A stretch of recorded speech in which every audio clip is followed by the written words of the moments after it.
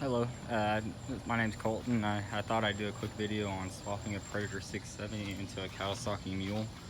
These models happen to be 3010s, but it should be relatively the same for like the 2510, I believe this, which is the older one, and the newer 4010s.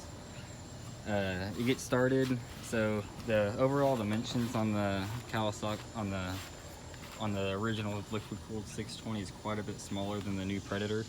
So you got to make a little space to do this. I had to modify the shifter linkage bracket.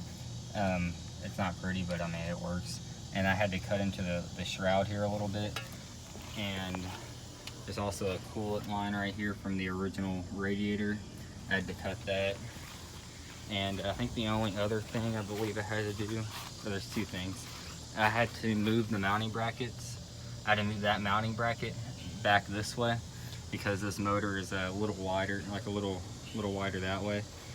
And I think the final thing is you can see this is just temporary. I had to do some tuning, so I had put a tack gauge on there. But I added these. You actually had to raise the bed because you can see the motor sits quite a bit taller than the factory one. So I raised it, I believe, 2 3/4 inches. I don't know if you'll have to do that on all the mules. But I had to on the 3010, and then I relocated these brackets and welded them up more. I think other than that, getting the motor in was not, I think that's all I had to do in terms of welding and all that. The only downside is I'm gonna have to see if I can find a different oil filter that's a little shorter or has or get a relocation bracket, because as of right now I will have to take the motor, loosen the motor up to get the oil filter off when I do an oil change. And then I guess we'll get on. So the clutch here, this is a Comet 780, Comet 780. I'll try to see if I can find the link and put it in the description below. But this clutch is pretty awesome. It works well with the factory Kawasaki built, and it's just really well built. You won't be disappointed with the build quality on it. Oh, exhaust. So I relocated these brackets down here, and I just cut the factory flange off the original exhaust that came with the Predator, and I re-welded them onto the original Kawasaki headers there. It was I just had to I heated up this side right here, and I bent it in. It's only about 1/4 inch off. This one, the original Predator, the headers are a little closer together, so you just had to bend it out. Or it might be, I can't remember which one was wider. Anyways, you have to bend it one way or another. Pretty simple. And then you'll have to, so apparently the charging system on these Predators is not very well, and you'll find that out real quick whenever your battery dies on you. But I fabricated this alternator bracket. It's an alternator. It's just a one-wire self-exciting alternator from Amazon. It was probably only like 50 or 60 bucks. Pretty inexpensive, and then I just bought a cable for it. The bracket was kind of temporary to see if it'll work. I'll probably redo it down the road, but it works good. And then I added an electric fuel pump, since the tank is kind of a little far away from the motor itself. So this mule has the motor. Actually, the original motor was actually okay. This one has 2,600, and I think this Predator has about 25 hours on it. It's been pretty good. I had to do a little tuning to it. Let me show y'all. So it actually does hook right up to the factory wiring. You'll see. Start it up for you. I mean, all the lights work just like a factory Mule.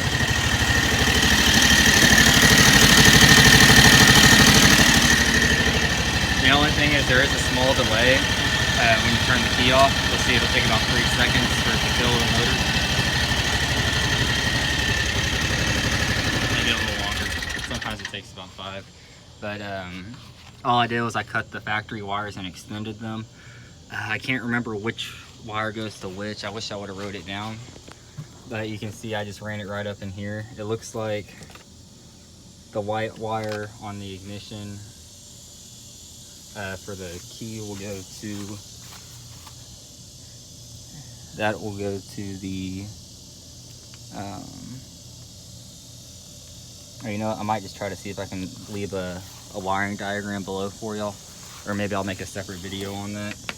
If y'all want a separate video on that, I can do that for y'all, just let me know. But it's only 3 or 4 wires. It's relatively simple.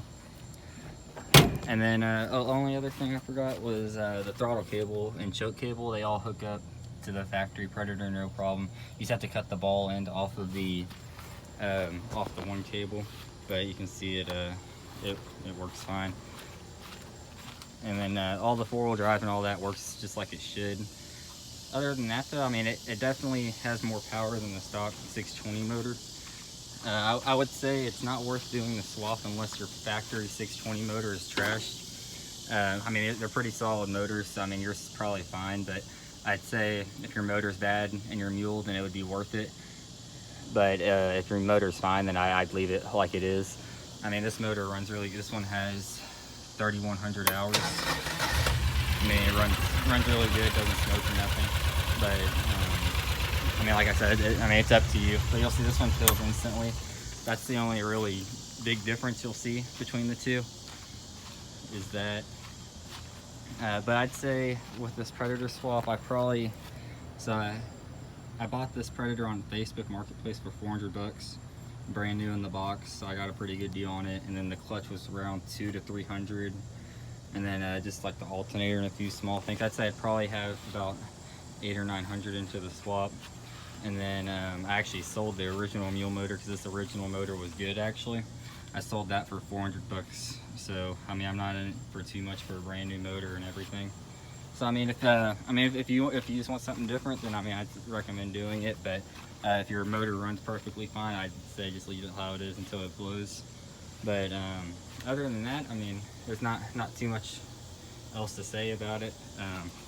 Like I said, if you got any questions or something, just leave a comment below, and I'll try to get back to you. Trying to think, I don't think there's anything else I'm missing.